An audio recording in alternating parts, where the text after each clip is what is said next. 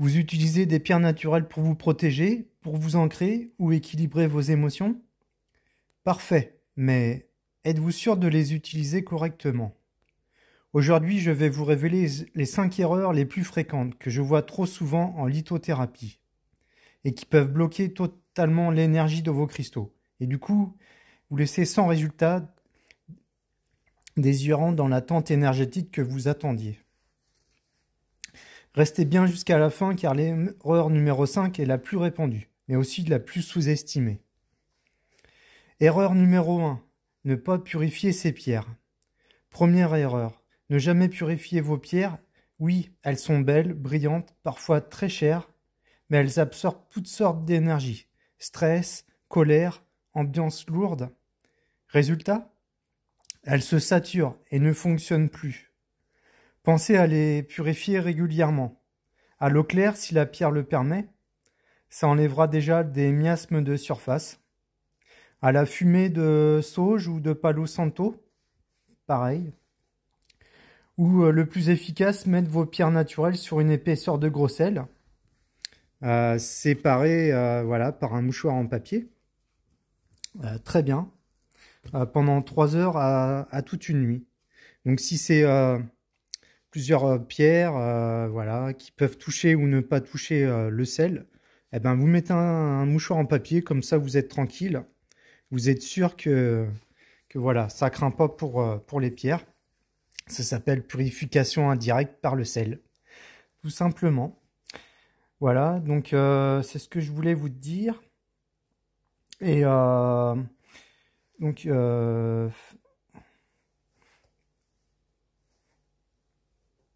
faites-le dès que vous sentez que vos pierres est éteinte ou agit moins, ou que vous sentez des sensations négatives à les porter. Voilà, excusez-moi pour le blanc. Deuxième erreur, les exposer à la mauvaise lumière. Recharger ces pierres n'importe comment. Certaines pierres aiment le soleil, comme la citrine, le jaspe. D'autres préfèrent la lune, comme la labradorite, l'améthyste. Et certaines, comme la fluorite ou la métrine, craignent la lumière forte et peuvent se décolorer. Donc voilà, avant de recharger une pierre, renseignez-vous. Et si vous avez un doute, la lumière lunaire ou le soleil du matin reste la plus douce et la plus universelle. Erreur numéro 3. Ne pas écouter votre ressenti. Troisième erreur, se fier uniquement aux livres ou à Internet pour choisir une pierre. La lithothérapie, c'est avant tout de l'énergie. Et votre intuition vaut plus que 1000 définitions. Si une pierre vous attire, même si ce n'est pas la bonne pour votre problème, faites-lui confiance. Inversement, si une pierre vous met mal à l'aise, ne la portez pas. Chaque pierre a sa propre vibration.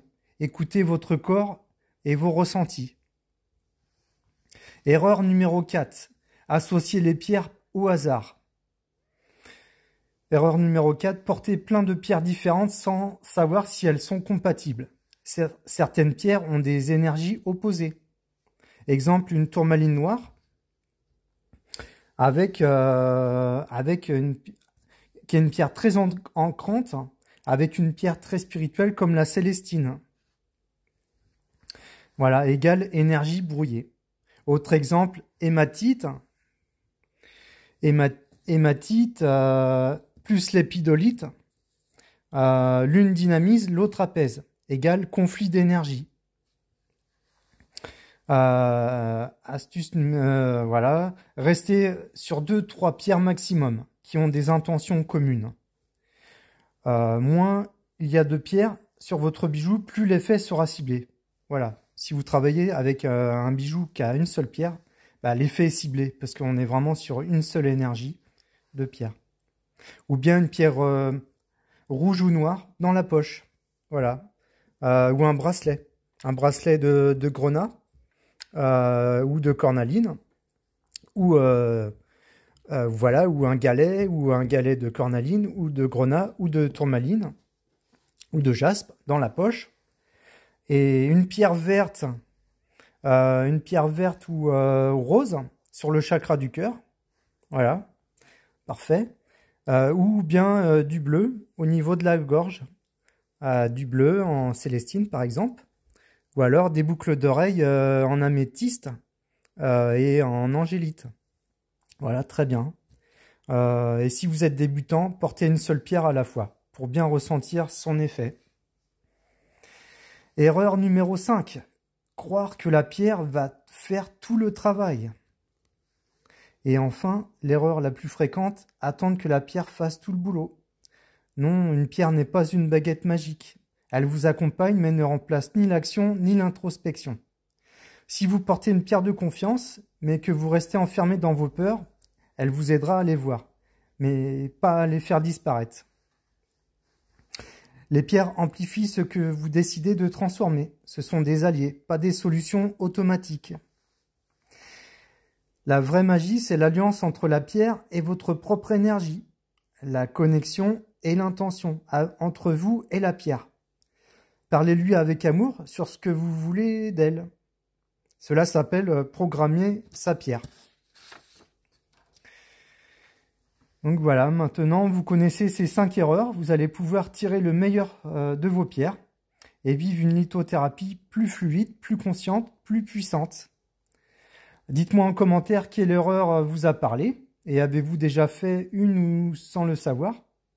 Ou posez vos questions, je me ferai un plaisir d'y répondre et si vous voulez plutôt vos questions plus discrètement, vous pouvez m'appeler, mon numéro est visible sur le site bijousminérauxdegaia.com. Et si cette vidéo vous a aidé, pensez à liker, vous abonner et activer la cloche pour ne rien manquer de mes prochaines vidéos sur les pierres, la magie énergétique et le bien-être holistique. À très bientôt et prenez soin de votre lumière intérieure.